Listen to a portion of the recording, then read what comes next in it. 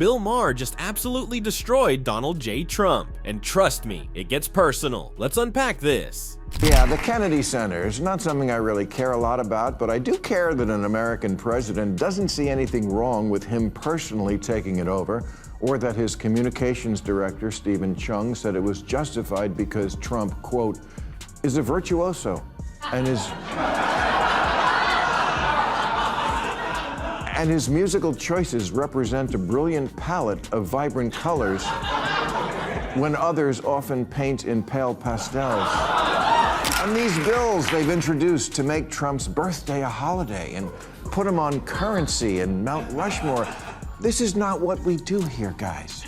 He's still in office, for God's sake. Can we see how it turns out before we put him on a stamp? Donald Trump just got symphonically humiliated. Bill Maher didn't just roast him, he straight up composed an overture of mockery. And apparently, Trump thinks he's the Mozart of MAGA now? A virtuoso? Please. This is the same guy who thought windmills cause cancer. The only thing he's orchestrated is chaos. And the cherry on top? They're trying to slap his face on Mount Rushmore and turn his birthday into a national holiday like he's a Cheeto-colored George Washington. Let's pump the brakes before we start carving him into cliffs. The man's still out here pretending Diet Coke is a personality. Ready for Maher to crank it up another notch. Watch this. Dance like Trump now? They name weapons systems after him. They've even dressed like him with the trademark suit and tie. So now it's not just cult behavior, it's cosplay. Weapons named after him? What's next? The tactical orange spray tan bomb trademark. They're strutting around in MAGA drag like it's some twisted national pageant, all to mimic a guy who thinks the nuclear triad is a 3-course meal. And Maher, he's done watching this circus. He's had enough of Trump's greatest hits. And spoiler alert, they're all off key. Stick around. Maher was far from over. This guy is a genius. President McDowell wants to name Dulles Airport after Trump. It'll be like other airports, except the international terminal only has departures.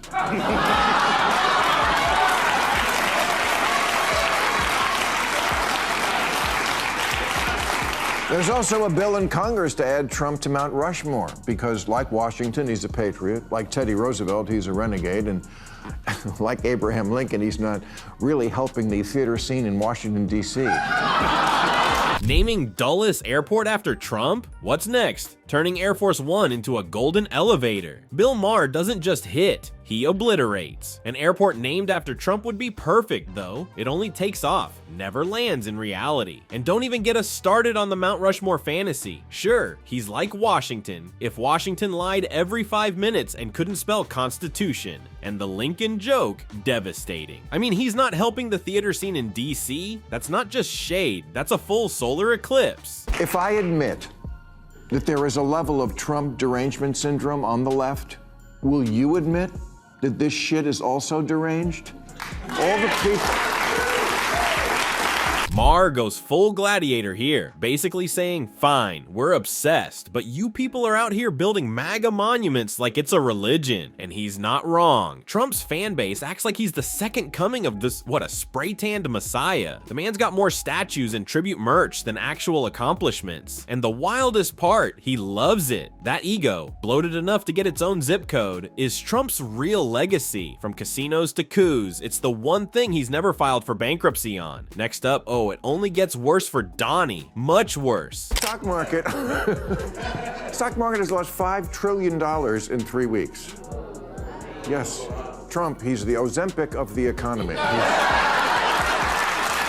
Ooh. The Ozempic of the economy? That's a scorcher. Bill Maher just compared Trump's economic effect to a drug that makes you shed pounds fast. Except in this case, it's trillions of dollars, and there's no prescription strong enough to fix this mess. Trump thinks he's an economic genius, but let's be real. The only thing he's actually good at inflating is his own ego. Maher doesn't need to talk about Trump's Cheeto-colored face or the sentient roadkill he wears as hair. This is deeper. It's about a man who thinks he's the smartest person in the room, while the rest of us are just wondering how he got past security. All the people on the right who say they certainly don't agree with me on everything, but they respect the way I keep it real about the left and like me because I'm honest, well, that's a two-way street.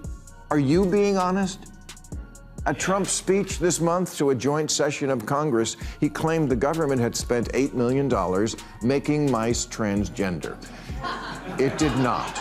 The $8 million was for transgenic mice, mice that were being genetically modified to study how hormone treatments affect human health. We were splicing their genes, not making them compete in women's sport. This is where Maher really goes in. And honestly, bless him. Trump isn't just confused. He's out here turning science into punchlines, and somehow his followers buy it like it's on clearance at Mar-a-Lago gift shop. The man of the people, please. Trump is as working class as a gold-plated toilet. The only blue-collar workers he's ever mingled with are the ones polishing his golf clubs. He walks around pretending he's just like us. Meanwhile, the closest he's ever been to a regular American is waving at his butler while inhaling a fillet of fish. And yeah, the hypocrisy, it's not a bug, it's the whole operating system. And up next, get ready. Maher is far from letting everything slide. And finally, new rule: the Trump administration and its elite squad of Marvel Universe mutant budget Avengers known as Doge must tell us what happened to going after the military. Let's check the military. We're going to find billions, hundreds of billions of dollars of fraud and abuse. And, you know, the people elected me on that. Well, today they reported back on what they found when they checked the military, and it wasn't hundreds of billions or even billions. It was 580 million out of a defense budget of almost 900 billion. Trump promised he'd root out billions in military waste, and they found $580 million, which in Pentagon dollars is like checking your couch cushions and finding 3/4 and a stale peanut. Maher straight up turned Trump's budget Avengers into a punchline. Honestly, this administration always sounded like a low-budget crossover between The Apprentice and The X-Files. Then there's the Trump brand trademark. You remember that disaster piece collection? Trump Steaks, Trump Vodka, Trump University, a portfolio of failures wrapped in gold foil. Maher lit into Trump U like it was a scammy piñata, and rightfully so. Trump charged people thousands to teach them how to succeed in business. From a guy whose companies file for bankruptcy like it's a seasonal hobby. He's not a businessman, he's a walking Groupon for bad ideas. Today, Greenland offered to buy us.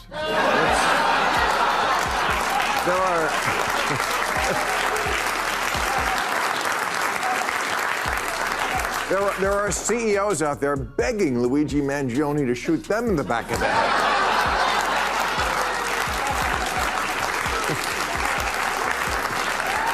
Yes, it turns out that the stock market has really kind of rejected the notion that if we turn on our trading partners, chickens would lay more eggs.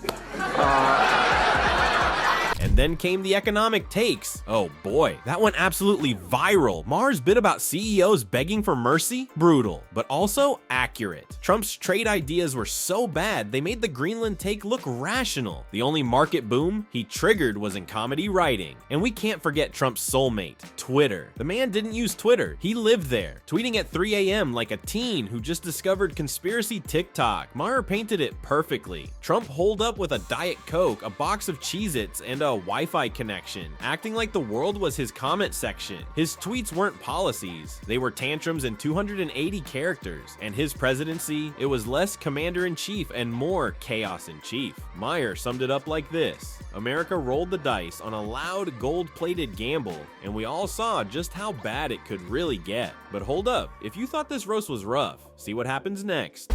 But today, Trump announced, we're building a new fighter jet, the F-47, and Trump said, we put in an order for a lot.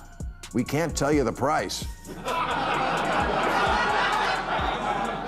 So what happened to fighter jets are obsolete in the age of drones? Was that just the ketamine talking? Of course it was. The only air battle Trump understands is the one between his hairspray and a light breeze. Bill Maher didn't even have to exaggerate this one. Trump literally announced a new jet, gave it a name that sounds like a printer model, and then said, can't tell you the price. Is this military procurement or a sketchy Craigslist ad? And what happened to jets are obsolete? Oh right, That must have been the Adderall talking. Trump's ability to speak with absolute certainty while knowing absolutely nothing. It's basically his superpower. Maher made it crystal clear. Trump's mouth is like a runaway train with no brakes. Full speed ahead, no facts required. Remember when Trump tried to fix the economy by throwing tariffs at Canada like darts at a map? And this was the guy we handed the global economy to. It's like giving a raccoon the nuclear codes and hoping for a balanced budget. Our defense budget is higher than the next 9 countries combined. It's more than triple that of our biggest adversary, China, and 8.5 times that of our closest ally, Russia. But sure, let's buy more jets. Because when you're already spending like a toddler in a toy store with daddy's credit card, what's a few billion more? Maher didn't stop there. Oh no, he came for the ego too. Trump could win a Nobel Prize for not knowing what a Nobel Prize is and still say out loud, "I'm a genius. Nobody's smarter than me. Believe me." It's like watching someone fail a spelling bee, then demand to run the dictionary. And Maher hit the final nail. It's not just the lies or the contradictions, it's the Olympic level confidence with which Trump delivers them. He talks like a man who's read one article once in 1987 and decided he should rewrite the Constitution. And it doesn't end here. When Biden was president, it was everything about the eggs, the price of eggs. We got to lower the price of eggs.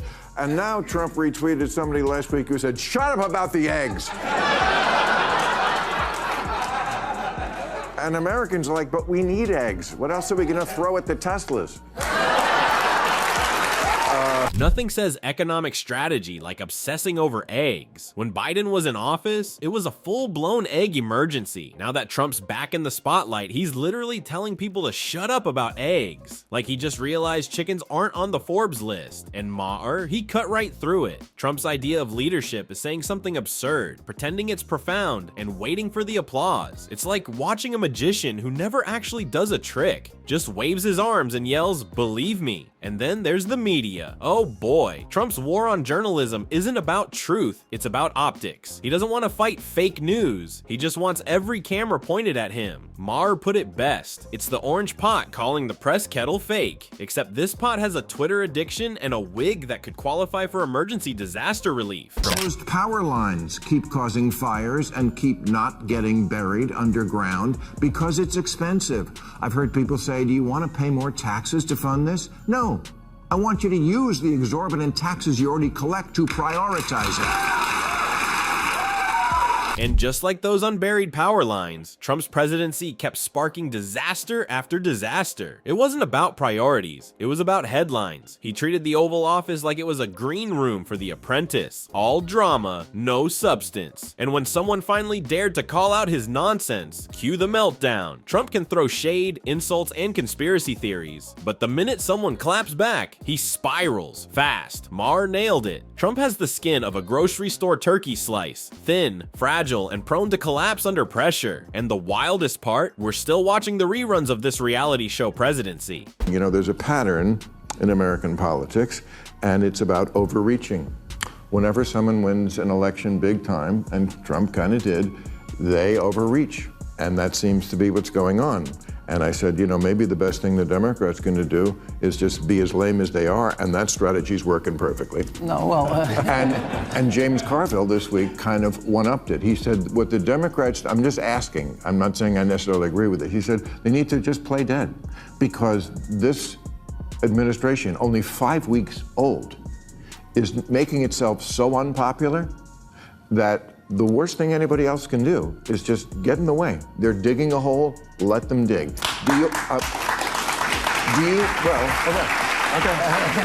That's James Carville. That must be the applause for the whole part. Let's be real. When James Carville is telling Democrats to play dead, you know the other side is doing just fine imploding on their own. Maher laid it out. Trump's presidency was the political equivalent of watching someone win the lottery, then immediately buy a tiger, a yacht, and a jet made of cheese. It was all overreach, all ego, and zero idea how to govern. By the end of Maher's takedown, one thing was crystal clear. Trump isn't just part of the joke. He is the joke, the self-proclaimed genius, the business mastermind, the man of the people. He's been roasted so thoroughly they could serve him at a BBQ. And after Bill Maher finished slicing through the delusion with surgical precision, Trump's bubble didn't just burst, it collapsed like one of his casinos. So the next time someone tries to sell you on Trump the legend, just remind them Bill Maher already turned him into a punchline, and we're just here for the reruns. Oh, and speaking of reruns, what Trump and his team just did next, you're gonna want to see it for yourself. Click it. It's insane.